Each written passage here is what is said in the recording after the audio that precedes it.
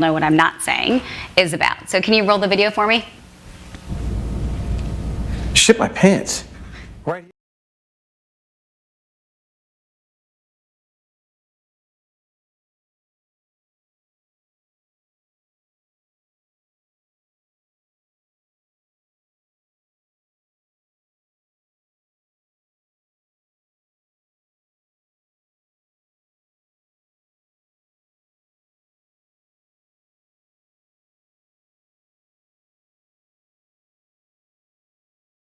For free.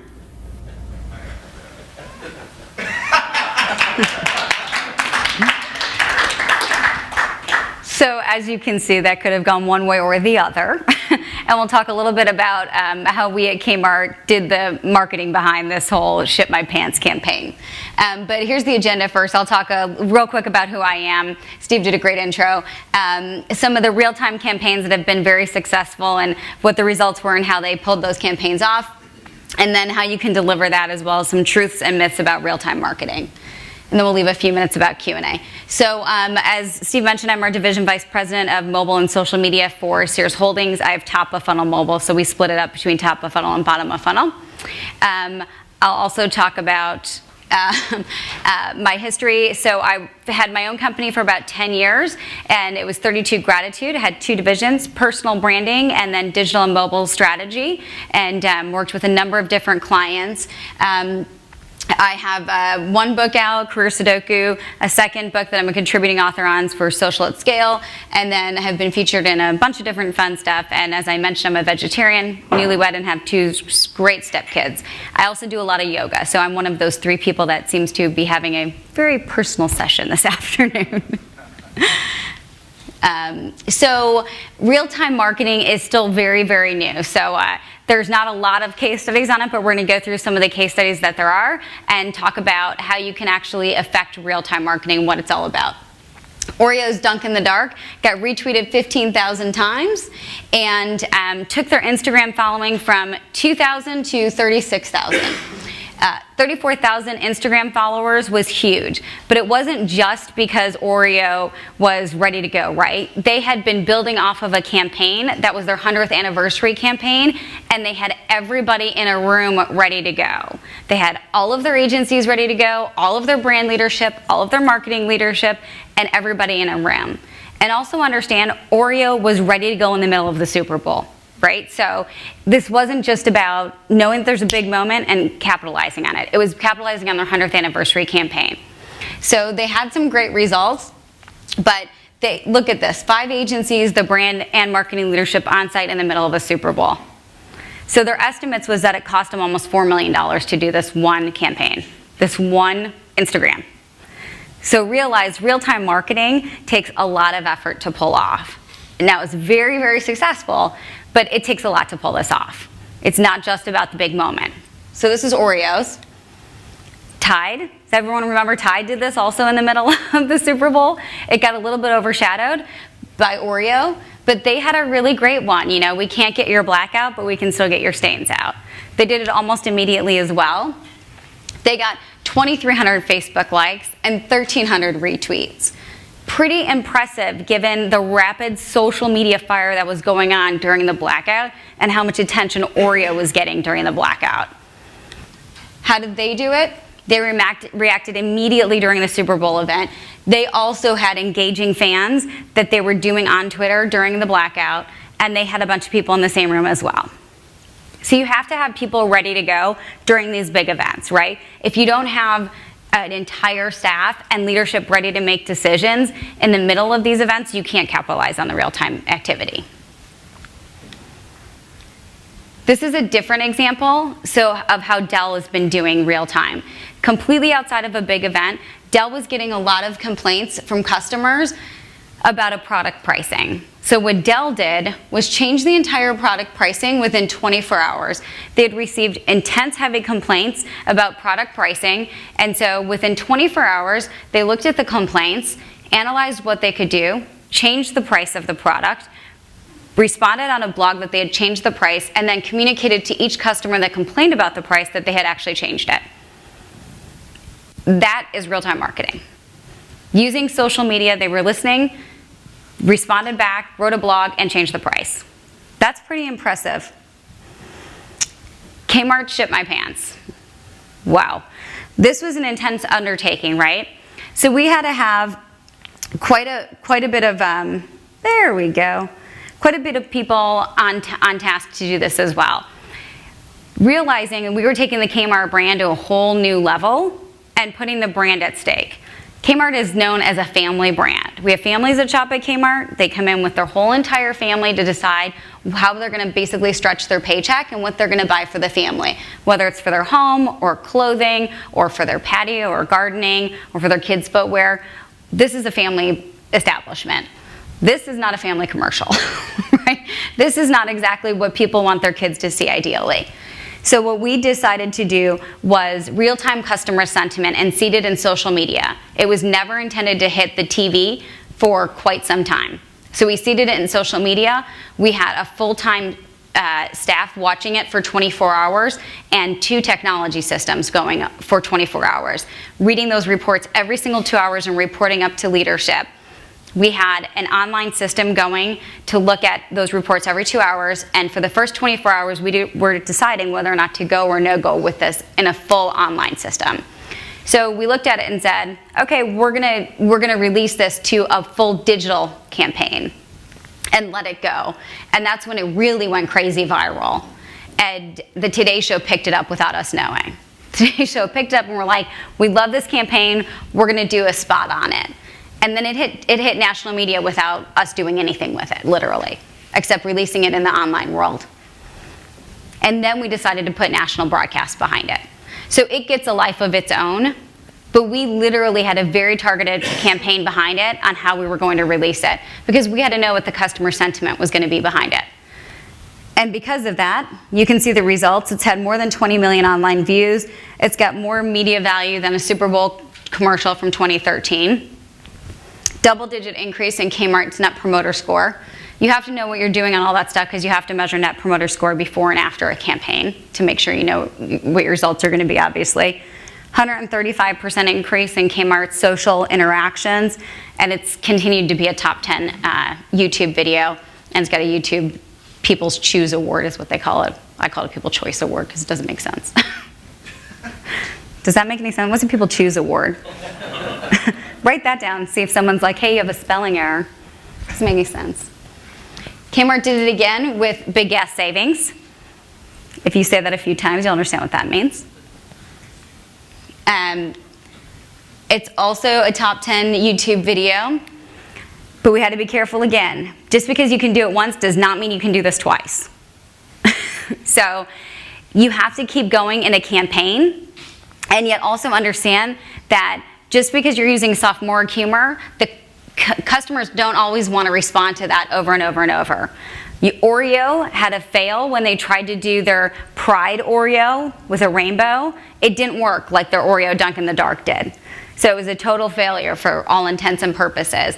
We weren't sure that this was going to do the same thing. So we released it very slowly again. We watched it in the online systems. We had both of our 2 technologies and human monitoring going. You have to be very careful in social that when you're using just technology, it's not going to pick up like a human is going to pick up on sentiment. So we make sure we have a human watching everything as well. We actually have 2 people that do it, as well as 2 different technologies. So we can watch sentiment very, very carefully before we release anything. And we always do it for at least 24 hours. With Big Gas Savings, we did it for 48 hours because it was a follow-up campaign. So it's just like a movie. You know, the sequel's not always as great as the original. You have to be really, really careful when you're releasing things. The good thing is we already had a plan in place. We knew exactly how to do this from Ship My Pants. We have contingency plans in place. We knew exactly what our responses were going to be if it went negative. We had everything in place. But you have to make sure you have all the leadership on board to make real fast go, no-go decisions. So we have everyone from our president of all of marketing to our CEO, Eddie Lampert, on board to make go, no-go decisions. That's a lot of people to be able to make really fast decisions. And then, of course, the agency in our case, doesn't need to be involved because everything we do is done internally. Kenneth Cole learns a real fast decision. I don't know, how many people saw this Kenneth Cole tweet? Just 1 or 2 here? Just a couple? Kenneth Cole thought it would be a really great idea to tweet in the middle of the Egyptian disasters or protests about his new line. Not a smart idea. He thought, oh, I'll capitalize on this. This will be funny about my new springtime collection. This is not a good idea. This is when somebody takes real-time marketing to the bad extent. There's now a Twitter handle that is not run by him. It's called @KennethColePR that's tweeting on his behalf constantly, like, hey, look at the Brazilian protests. Do you want our new line? It's literally like tweeting about every disaster on his behalf. Right? This is not good. So, and the reality is that Twitter will not shut those down as long as in the bio it says this is not on behalf of Kenneth Cole, not connected to Kenneth Cole. So it's very hard to get one of these shut down. So this is when real time goes bad. You have to be extremely, extremely careful. With that, if you do real time right, you can literally whisper your message. We didn't make the Kmart Ship My Pants go viral. It went viral on its own. Oreo didn't have Dunk in the Dark go viral. It went on viral on its own, right? So here's how you can make real time happen. Focus on social data. Make sure you're monitoring and looking at the data properly and using the data to your advantage. Use analytics to respond and quickly meet the customer's needs. Dell is a really good example of this. H&R Block is another one. They look at how customers are talking about taxes and respond quickly and use content to how the customers are talking about their taxes. Mix real-time content with planned content.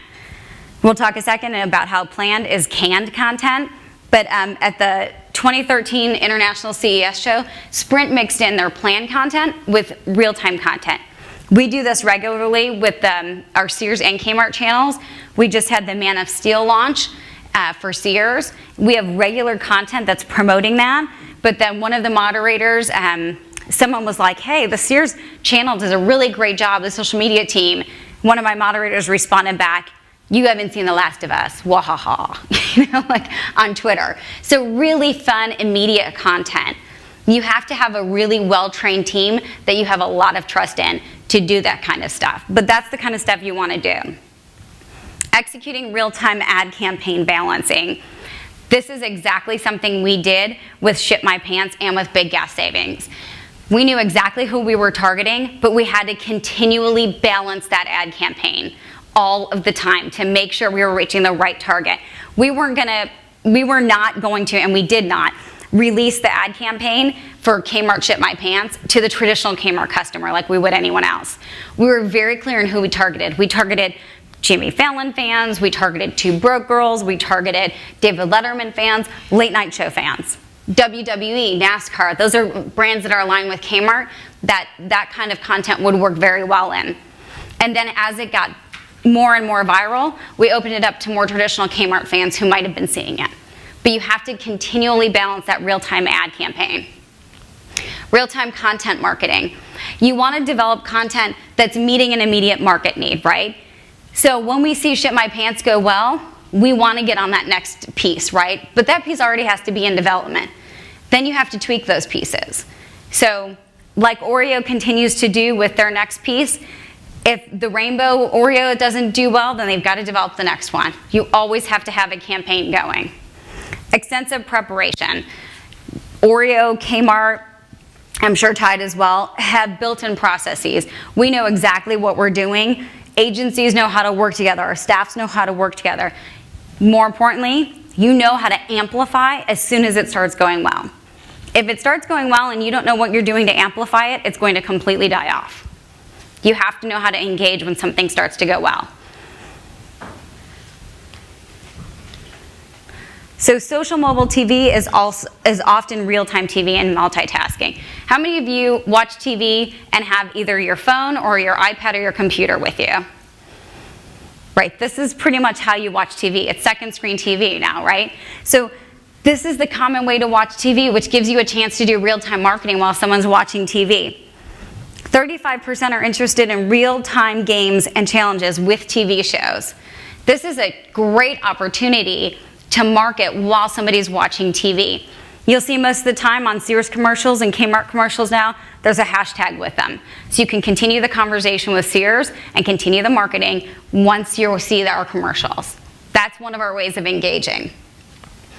Mobile first strategy, which a lot of this conversation has been about and will continue to be about in the next few days, is very important. It's the best for social marketing, at least when a brand wants to communicate in real time. Because that's where our consumers are at. They're all on mobile right now.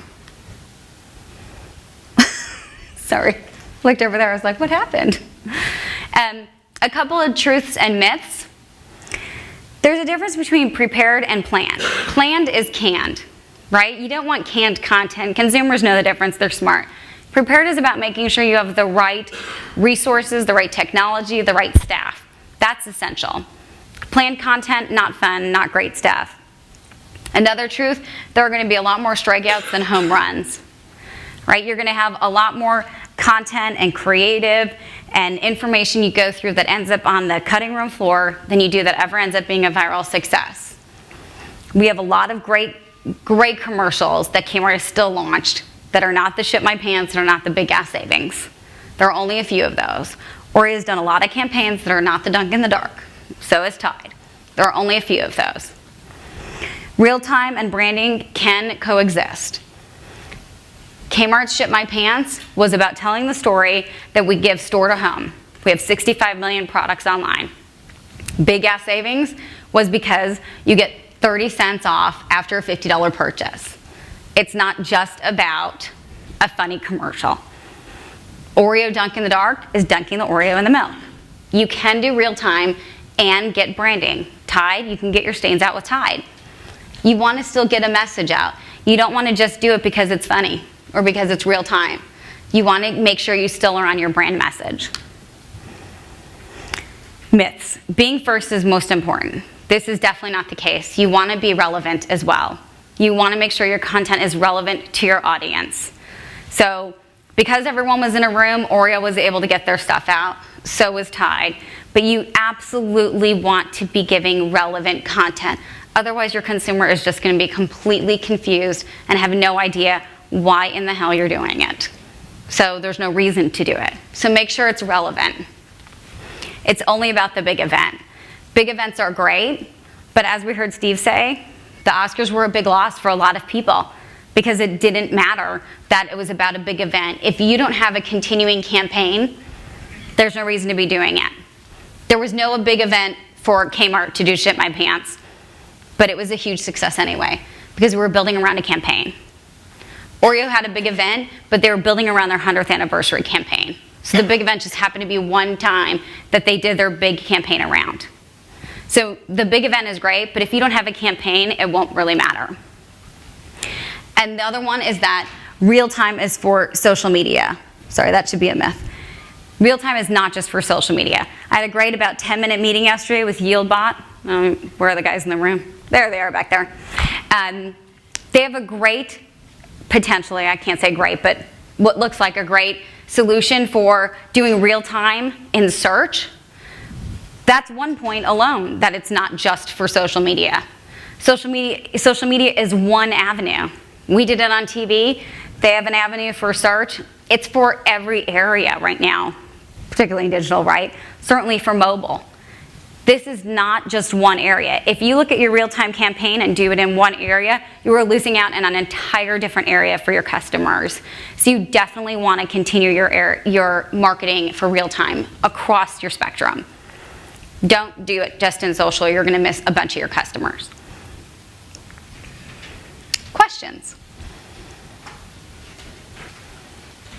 Yes. Here's a microphone. Could you please mention who you are and what company you're from? Chris, I'm actually from YieldBot, but this question has nothing to do with that. It seems like some of these executions are difficult to scale. It seems like getting scale around some of the more integrated executions, having a big staff in a control room ready to pounce on an idea during a big event, that kind of stuff. It's hard to continuously bring scale to these types of real-time executions. Can you address that and talk a little bit about how you guys think about getting scale around these types of executions? Yeah. So for any big event, there's really only one way to do it, which the major events, you're right, you have to have kind of your command center.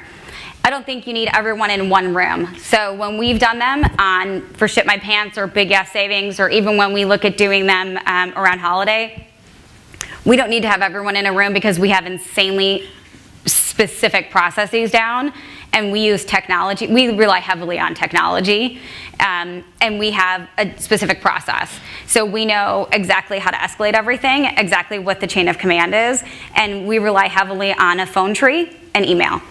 But the difference is communication is very specific. So everyone knows that a decision has to come and what time that decision is coming, and everyone knows they're getting called, right? Or getting emailed. So everyone knows they're on call for that. So that happens either for holiday or for like a Ship My Pants or a Big Gas Savings decision, and when the decision needs to be made by. When you have like a Grammys or a big event like the Super Bowl, right? You have to have one or the other. You either have to have these huge command centers, or you have to have an insane amount of trust put into, and responsibility, autonomy, put into the social media system and leader so that they can actually make the decisions to go forward. In our case at Sears, I have the decisions to be able to go and say, let's issue that campaign and it's gone, right? I don't need to have 5 agencies because we don't use an agency. We don't have social media agencies at Sears. It's my team and that's it. So we actually make decisions to go forward. So we could have done the Oreo dunk in the dark without ever bringing an agency in or any other leadership, right? Because the other one for Kmart had a lot more creative involved in it, we needed more people involved, but we didn't have everyone in a room. So it really depends on what the brand is and how much the leadership trusts the person leading social in that case. Hey guys, very quickly, throughout the summit, when you have a question, if you could please stand and then mention your name and company, that'd be cool. It helps us all get to know each other. Thank you. Oh, let's go ahead. Oh, I'm sorry. Ladies first, if there's a gentleman in the room, how about that? Scary. Stephanie Miller with DMA, thank you for sharing so much about the business. Question for you, you talked about in the moment in these big campaigns, every 2 hours, 48 hours, this huge monitoring approach. What's your maintenance plan for monitoring? What do you do on like a daily basis when it's not a big campaign? Yes, good question. So there's 2 things. We still use 2 systems to always kind of monitor our social media channels, and then we have 11 moderators that are always looking and scraping the pages every 15 minutes. So we're always on our channels. We have big brands, so we have to do that. But when there's a brand incident, for example, so 3 times a week something will happen. When you have brands as big as ours, that's pretty average. What happens is we set up a query in one of our systems that is just good about queries, and it will scrape the page continually and send an alert every, I think it's 20 minutes, to 5 of us. And then we read the queries to determine, is it a tier 1, 2, or 3? And then we have a process for those 3 tiers. Yeah. Hey, Chris Knock with Ignition One. You keep referring to some of the tools that you use to listen for a lot of the brands in the audience. What are kind of your listening and broadcasting tools that you've used, or maybe even some that you liked and explored? Because I think that could be a real actionable thing for some people. Yes. So we use Shoutlet as one of them. And that's the one we use to respond to all of our stuff, our publishing tool, and we use it for listening as well. And then we also use TrackX for listening, and that's our query tool. Hi, Adriana. Hey. David Ip from Blue Cross Blue Shield. I think you guys did a fantastic campaign and achieved definitely your goals from awareness and consideration. Now, is there any results that you can share in terms of how many pairs of pants are you shipping now, or how many people are actually going to the pump and using the program? I can't share the results of those because they're confidential, but I can definitely share that it is much greater. We've had really great, strong week over week and at this point month over month sales results from Ship My Pants. Big Gas Savings we're still pulling results from, but I know that those have increased as well. So I can't share any sales data results, but it's definitely gone up, and it's been a very successful campaign for us in that way as well.